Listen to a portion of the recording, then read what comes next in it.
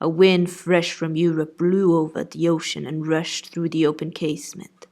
The storm broke, stream thundered, blazed, and the air grew pure. I then framed and fixed a resolution, whilst I walked under the dripping orange trees of my wet garden, and amongst its drenched pomegranates and pineapples, and while the refulgent dawn of the tropics kindled round me, I reasoned thus, Jane, and now listen, for it was true wisdom that consoled me in that hour, and showed me the right path to follow. The sweet wind from Europe was still whispering in the fresh leaves, and the Atlantic was thundering in glorious liberty. My heart, dried up and scorched for a long time, swelled to the tone, and filled with living blood. My being longed for renewal. My soul thirsted for a pure draught. I saw hope revive, and felt regeneration possible. From a flowery arch at the bottom of my garden, I gazed over the sea, bluer than the sky. The old world was beyond. Clear prospects opened thus. Go, said Hope, and live again in Europe. There it is not known what a solid name you bear, nor what a filthy burden is bound to you. You may take the maniac with you to England, confine her with due attendance and precautions at Thornfield, then travel yourself to what clime you will, and form what new tie you like. The woman who has so abused your long suffering, so sullied your name, so outraged your honor, so blighted your youth, is not your wife, nor are you her husband. See that she is cared for as her condition demands, and you have done all that God and humanity require of you. Let her identity, her connection with yourself, be buried in oblivion. You are bound to impart them to no living being. Place her in safety and comfort, shelter her degradation with secrecy, and leave her. I acted so precisely on this suggestion. My father and brother had not made my marriage known to their acquaintance, because in the very first letter I wrote to apprise them of the union, having already begun to experience extreme disgust of its consequences, and from the family character and constitution, seeing a hideous future opening to me, I added an urgent charge to keep it a secret. And very soon the infamous conduct of the wife my father had selected for me was such as to make him blush to own her as his daughter-in-law. Far from desiring to publish the connection, he became as anxious to conceal it as myself. To England then I conveyed her, a fearful voyage I had with such a monster in the vessel. Glad was I when I at last got her to Thornfield, and saw her safely lodged in the third-story room, of whose secret inner cabinet she has now, for 10 years, made a wild beast's den, a goblin cell. I had some trouble in finding an attendant for her, as it was necessary to select one on whose fidelity dependence could be placed, for her ravings would inevitably betray my secrets. Besides, she had lucid intervals of days, sometimes weeks, which she filled up with abuse of me. At last I hired Grace Poole from the Grimsby retreat. She and the Sergeant Carter are the only two I have ever admitted to my confidence. Mrs. Fairfax may indeed have suspected something, but she could have gained no precise knowledge as to facts. Grace has, on the whole, proved a good keeper, though, owing partly to a fault of her own, of which it appears nothing can cure her, and which is incident to her harassing profession, her vigilance has been more than once lulled and baffled. The lunatic is both cunning and malignant. She has never failed to take advantage of her guardian's temporary lapses. Once the secret, the knife with which she stabbed her brother, and twice to possess herself of the key of her cell, and issued therefrom in the night time. On the first of these occasions, she perpetrated the attempt to burn me in my bed. On the second, she paid the ghastly visit to you. I thank Providence, who watched over you, that she then spent her fury on your wedding apparel, which perhaps brought back vague reminiscence of her own bridal days. but on what might have happened. I cannot endure to reflect. When I think of the thing which flew at my throat this morning, hanging its black and scarlet visage over the nest of my dove, my blood curdles. And what, sir? I asked, while he paused. Did you do when you had settled her here? Where did you go? What did I do, Jane? I transformed myself into a will-o'-the-wisp. Where did I go? I pursued wanderings as wild as those of the March spirit. I sought the continent, and went devious through all its length. My fixed desire was to seek and find a good and intelligent woman whom I could love, a contrast to the fury I left at Thornfield. But you could not marry, sir. I had determined and was convinced that I could and ought. It was not my original intention to deceive, as I have deceived you. I meant to tell my tale plainly and make my proposals openly, and it appeared to me so absolutely rational that I should be considered free to love and be loved. I never doubted some woman might be found willing and able to understand my case and accept me, in spite of the curse with which I was burdened. Well, sir? When you are inquisitive, Jane, you always make me smile. You open your eyes like an eager bird, and make every now and then a restless movement, as if answers in speech did not float fast enough for you, and you wanted to read the tablet of one's heart. But before I go on, tell me what you mean by your will, sir. It is a small phrase very frequent with you, and which many a time has drawn me on and on through interminable talk. I don't very well know why. I mean, what next? How did you proceed? What came of such an event? Precisely, and what do you wish to know now? Whether you found anyone you liked, whether you asked her to marry you, and what she said. I can't tell you whether I found anyone I liked, and whether I asked her to marry me. But what she said is yet to be recorded in the book of faith. For 10 long years I roved about, living first in one capital then another, sometimes in St. Petersburg, often in Paris, occasionally in Rome, Naples, and Florence. Provided with plenty of money and the passport of an old name, I could choose my own society. No circles were closed against me. I sought my ideal of a woman amongst English ladies, French countesses, Italian signoras, and German Gräfinnen. I could not find her. Sometimes for a fleeting moment I thought I caught a glance, heard a tone, beheld a form, which announced the realization of my dream. But I was presently undeceived. You are not to suppose that I desire perfection, either of mind or person. I long only for what suited me, for the antipodes of the Creole, and I longed vainly. Amongst them all, I found not one whom, had I been ever so free, I, warned as I was of the risks, the horrors, the loathings of incongruous unions, would have asked to marry me. Disappointed made me reckless. I tried dissipation, never debauchery. That I hate and hate. That was my Indian Miss Salina's attribute, rooted disgust at it, and her restrained me much, even in pleasure. Any enjoyment that bordered on riot seemed to approach me to her and her vices, and I eschewed it.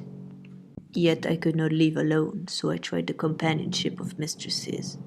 The first I chose was Céline Varenne, another of those steps which make a man spurn himself when he recalls them. You already know what she was, and how my liaison with her terminated. She had 2 successors, an Italian, Giacinta, and a German, Clara, both considered singularly handsome. What was their beauty to me in a few weeks?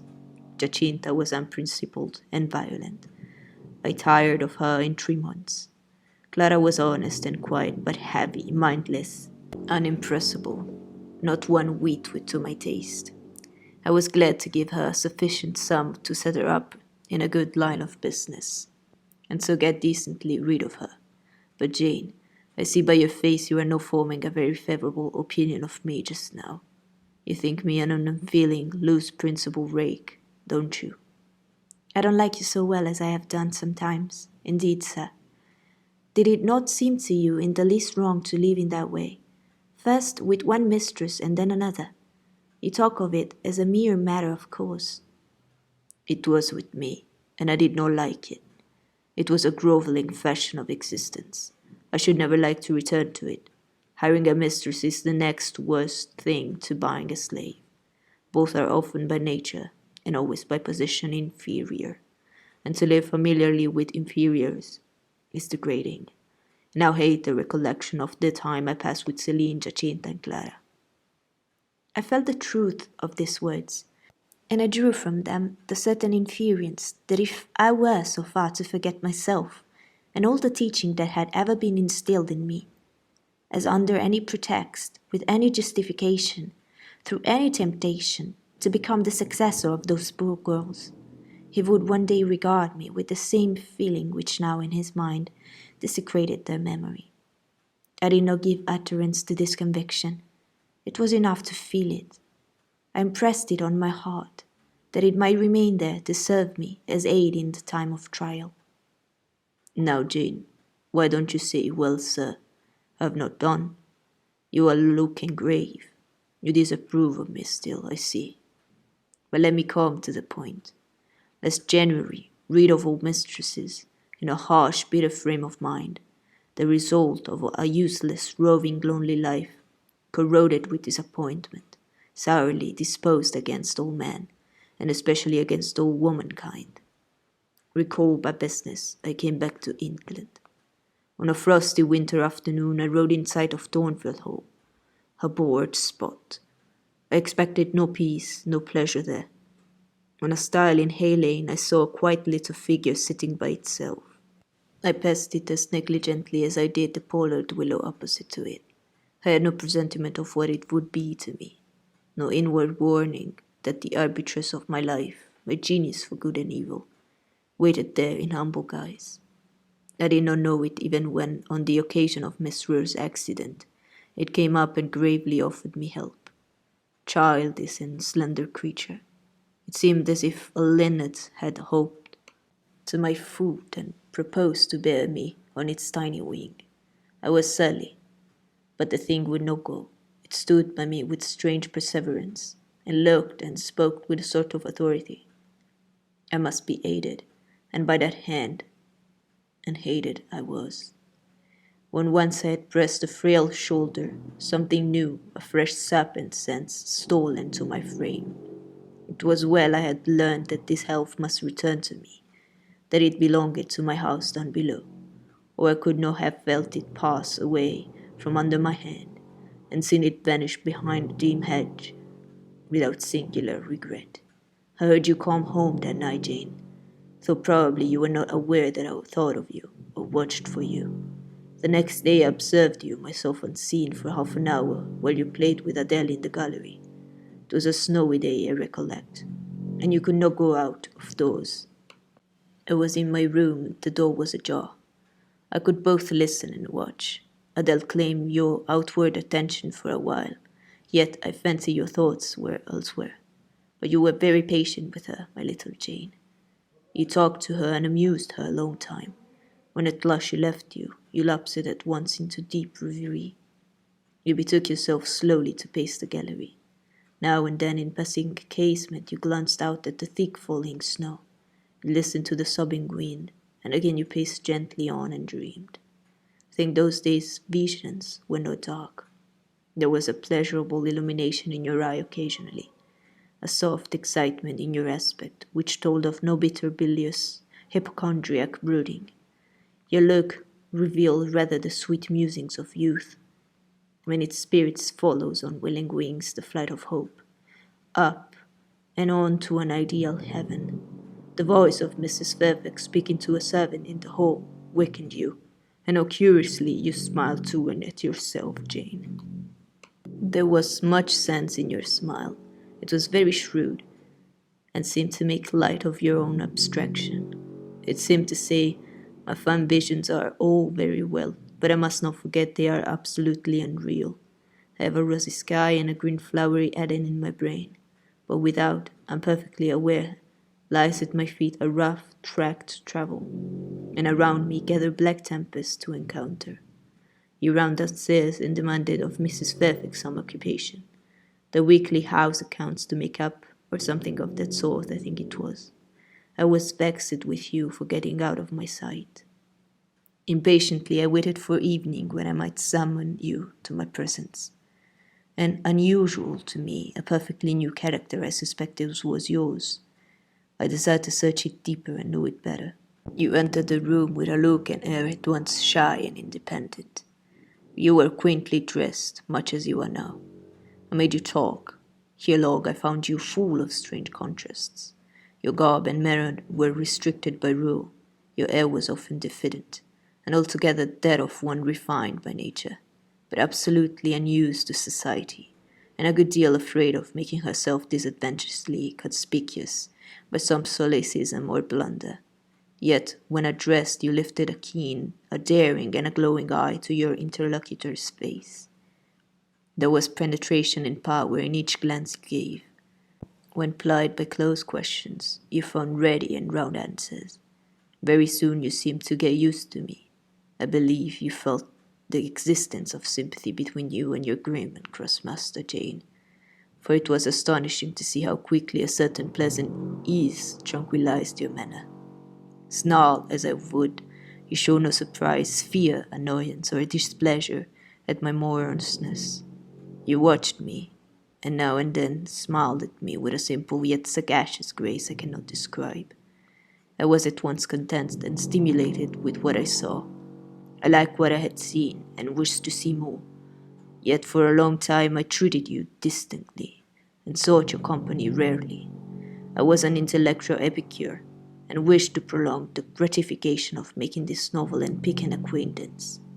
Besides, I was for a while troubled with a haunting fear that if I handled the flower freely, its bloom would fade. The sweet charm of freshness would leave it.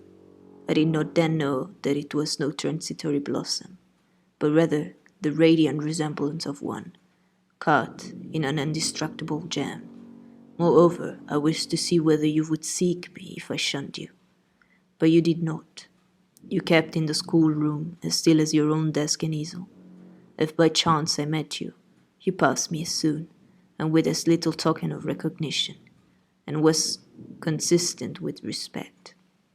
Your habitual expression in those days, Jane, was a thoughtful look, not despondent, for you were not sickly, but not buoyant, for you had little hope, and no actual pleasure. I wonder what you thought of me, or if you ever thought of me. To find this out, I resumed my notice of you. There was something glad in your glance, and genial in your manner, when you conversed.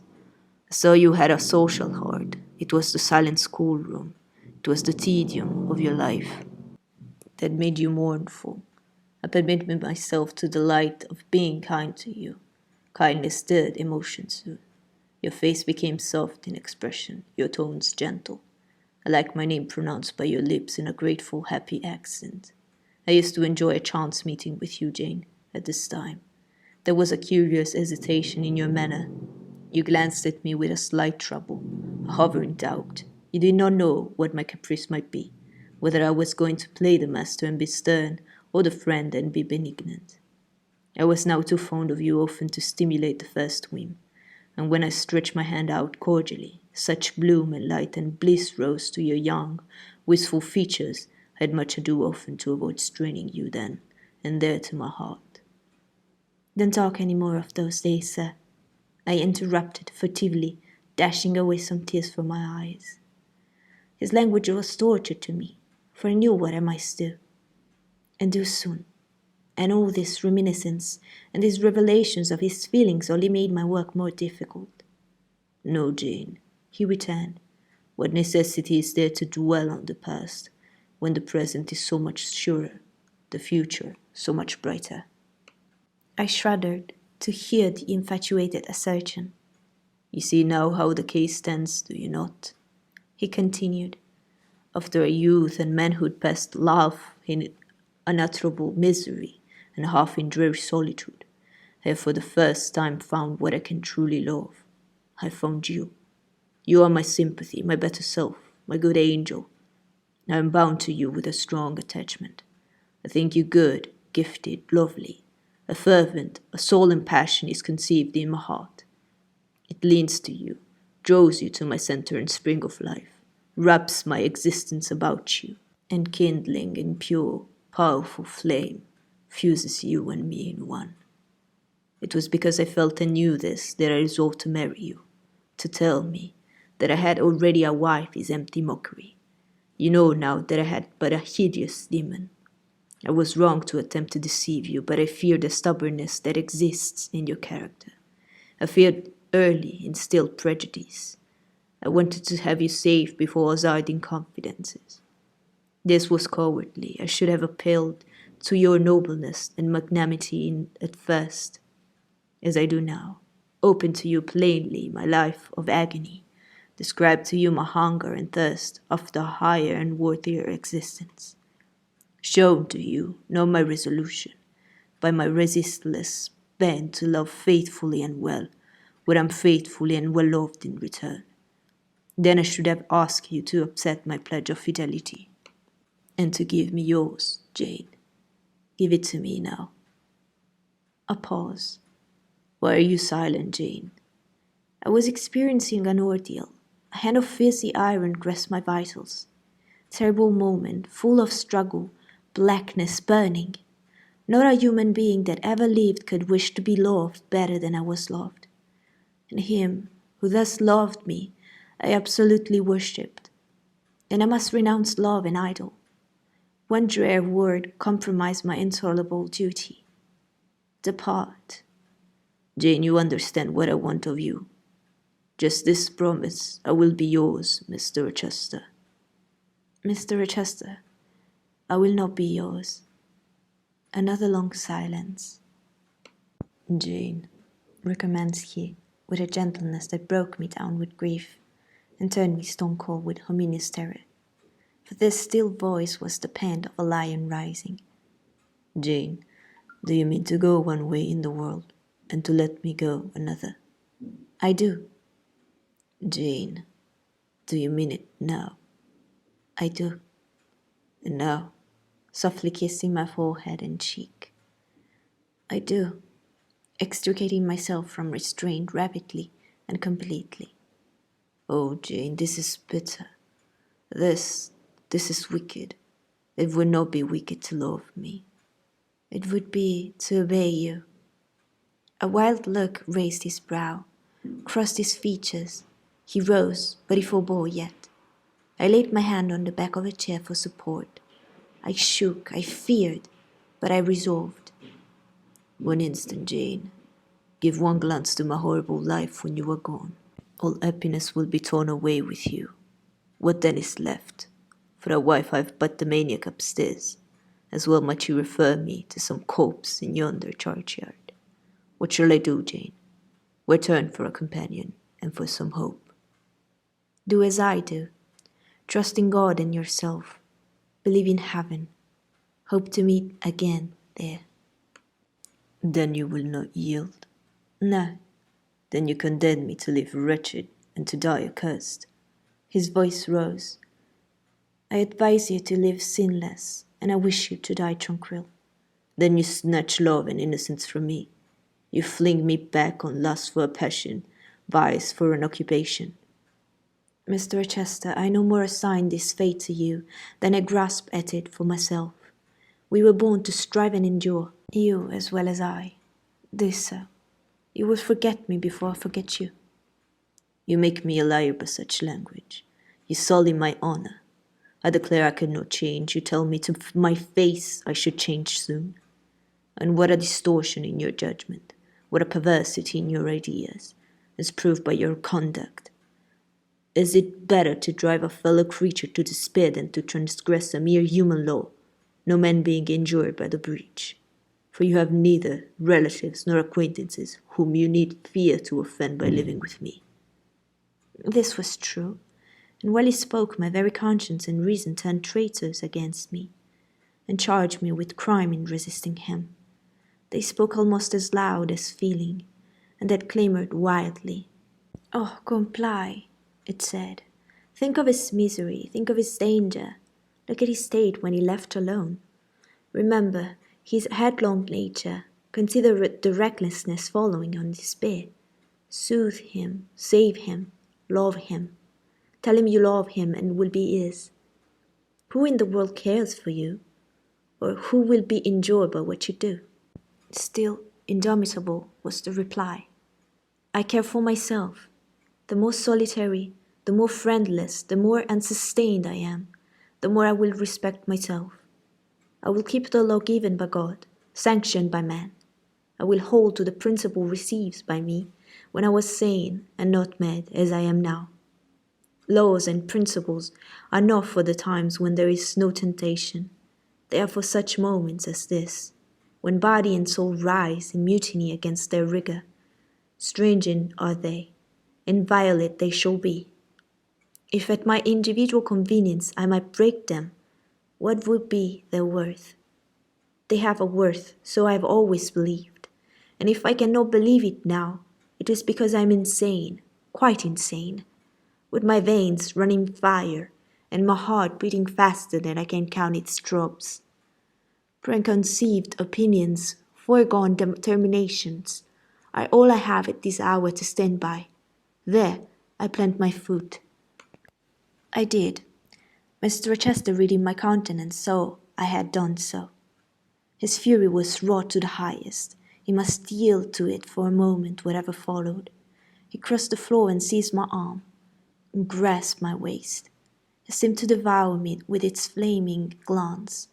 Physically, I felt at the moment powerless, a stubble exposed to the draught and glow of a furnace.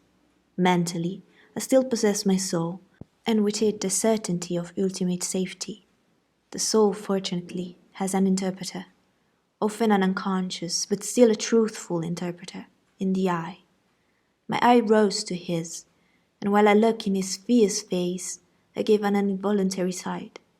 His grip was painful, and my overtasked strength almost exhausted. Never, Said he, as he ground his teeth. never was anything at once so frail and so indomitable. A mere reed she feels in my hand. I could bend her with my finger and thumb, and what good would it do if I bent it, if I uptore, if I crushed her? Consider that eye, consider the resolute, wild, free thing looking out of it, defying me, with more than courage, with a stern triumph. Whatever I do with its cage, I cannot get at it, the savage, beautiful creature.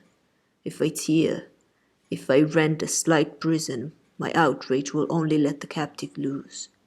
Conqueror I might be of the house, but the inmate would escape to heaven before I could call myself possessor of its clay dwelling place. And it is you, spirit, with will and energy and virtue and purity, that I want, not alone your brittle frame. Of yourself you could come with soft flight and nestle against my heart, if you would, seized against your will. You will elude the grasp like an essence. You will vanish here, I inhale your fragrance. Oh, come, Jane, come. As he said this, he released me from his clutch and only looked at me. The look was far worse to resist than the frantic strain. Only an idiot, however, would have succumbed now. I had dared and baffle his fury. I must elude his sorrow. I retired to the door. You are going, Jane. I'm going, sir. You are leaving me. Yes. You will not come. You will not be my comforter, my rescuer. My deep love, my wild woe, my frantic prayer are all nothing to you. What unutterable pathos was in his voice, how hard it was to reiterate firmly. I'm going. Jane. Mr. Rochester. Withdraw then, I consent, but remember, you leave me here in anguish. Go up to your room, think over all I have said, Jane. Cast a glance on my sufferings. Think of me. He turned away. He threw himself on his face on the sofa. Oh, Jane, my hope, my love, my life, broke in anguish from his lips. Then came a deep, strong sob. I had already gained the door, but Rita, I walked back. I walked back as determinedly as I retreated. I knelt down by him. I turned his face from the cushion to me. I kissed his cheek. I smoothed his hair with my hand. God bless you, my dear master, I said. God keep you from harm and wrong, direct you, solace you, reward you well for your past kindness to me. Little Jane's love would have been my best reward, he answered. Without it, my heart is broken. But Jane will give me her love, yes, nobly, generously. Up the blood rushed to his face, forth flashed the fire from his eyes. Erect he sprang, he held his arms out, but I evaded the embrace, and at once quitted the room. Farewell, was the cry of my heart as I left him. Despair added, farewell, forever. That night I never thought to sleep, but a slumber fell on me as soon as I lay down in bed. I was transported in thought to the scenes of childhood. I dreamt I lay in the Red Room at Gateshead, that the night was dark, and my mind impressed with strange fears. The light that long ago had struck me into syncope, recalled in this vision, seemed blindly to mount the wall, and tremblingly to pause in the centre of the obscured ceiling. I lifted up my head to look. The roof resolved to clouds, high and dim. The gleam was such as the moon imparts to vapours she is about to sever. I watched her calm, watched with the strangest anticipation. I thought some word of doom were to be written on her disk. She broke forth as never moon yet burst from cloud. A hand first penetrated the sable folds and waved them away. Then not a moon, but a white human form shone in the azure, inclining a glorious brow earthward. It gazed and gazed on me. It spoke to my spirit. Immeasurably distant was the tone, yet so near. It whispered in my heart, my daughter, flee temptation. Mother, I will. So I answered after I had waked from the trance-like dream. It was yet night, but July nights are short. Soon after midnight, dawn comes. It cannot be too early to commence the task I have to fulfill, thought I. I rose, I was dressed, for I had taken off nothing but my shoes. I knew where to find in my drawer some linen, a locket, a ring. In taking these articles, I encountered the beads of the pearl necklace Mr. Rochester had forced me to accept a few days ago. I left that it was not mine. It was the visionary bride's, who had melted in it. The other articles I made up in a parcel, my purse, containing 20 shillings, I put in my pocket. I tied on my straw bonnet, pinned my shawl, took the parcel and my slippers, which I would not put on yet, and stole from my room. Farewell, kind Mrs. Fairfax, I whispered, as I glided past her door. Farewell, my darling Adele, I said as I glanced towards the nursery. No thought could be omitted of entering to embrace her. I had to deceive a fine ear. For aught I know, it might now be listening. I would have got past Mr. Rochester's chamber without a pause, but my heart, momentarily stopping its beat at the threshold, my foot was forced to stop also. No sleep was there. The inmate was walking restlessly from wall to wall, and again he sighed while I listened. There was a heaven, a temporary heaven in this room for me, if I chose. I had but to go in and to say, Mr. Chester, I will love you and live with you through life and death. And a fount of rapture would spring to my lips. I thought of this. That kind master who could not sleep now was waiting with impatience for day. He would send for me in the morning. I shall be gone.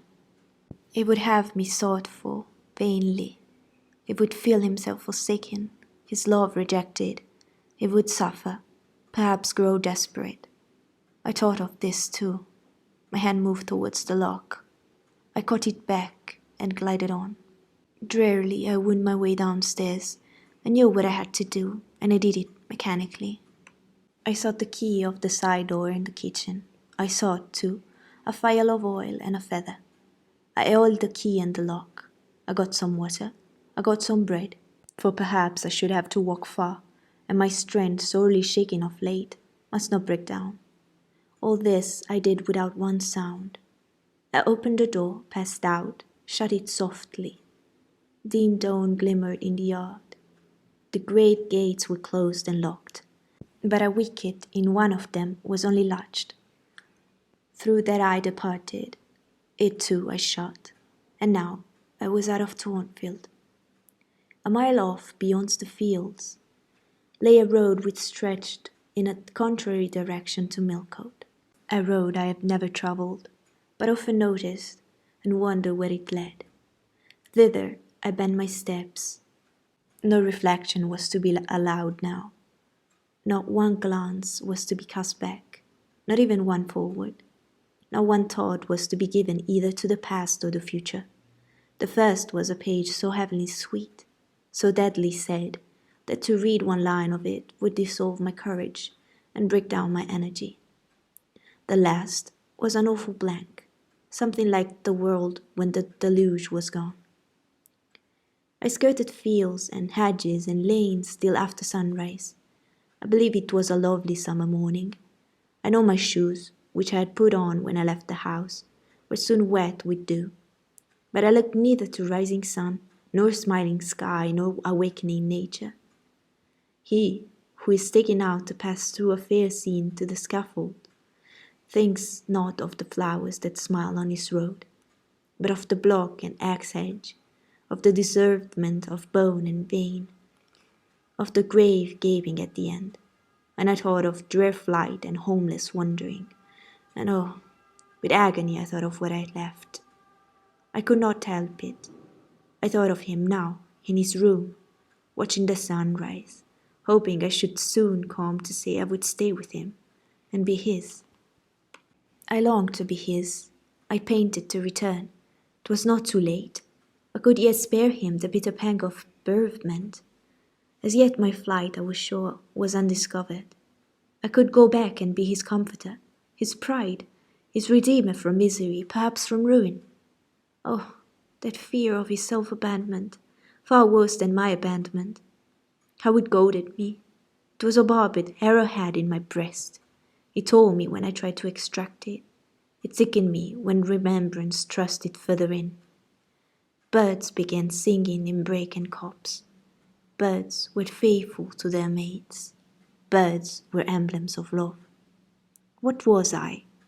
In the midst of my pain of heart and frantic effort of principle, I abhorred myself. I had no solace from self-approbation, none even from self-respect. I had endured, wounded, left my master. I was hateful in my own eyes. Still, I could not turn, nor retrace one step. God must have led me on. As to my own will or conscience, impassioned grief had trembled one and stifled the other. I was weeping wildly as I walked along my solitary way. Fast, fast I went, like one delirious. A weakness, beginning inwardly, extending to the limbs, seized me, and I fell. I lay on the ground some minutes, pressing my face to the wet turf. I had some fear or hope that here I should die, but I was soon up, crawling forwards on my hands and knees, and then again raised to my feet, as eager and as determined as ever to reach the road. When I got there I was forced to sit to rest me under the hedge, and while I sat I heard wheels, and saw a coach come on. I stood up and lifted my hand. It stopped. I asked where it was going. The driver named a place a long way off, and where I was sure Mr. Rochester had no connections. I asked for what sum he would take me there. He said 30 shillings. I answered I had but 20. Well, he would try to make it do. He further gave me leave to get into the inside, as the vehicle was empty. I entered, I was shut in, and it rolled on its way. Gentle reader, may you never feel what I had then felt. May your eyes never shed such stormy, scalding, heart-wrung tears as poured from mine. May you never appeal to heaven in prayers so hopeless and so agonized as in that hour left my lips. For never may you, like me, dread to be the instrument of evil to what you wholly love.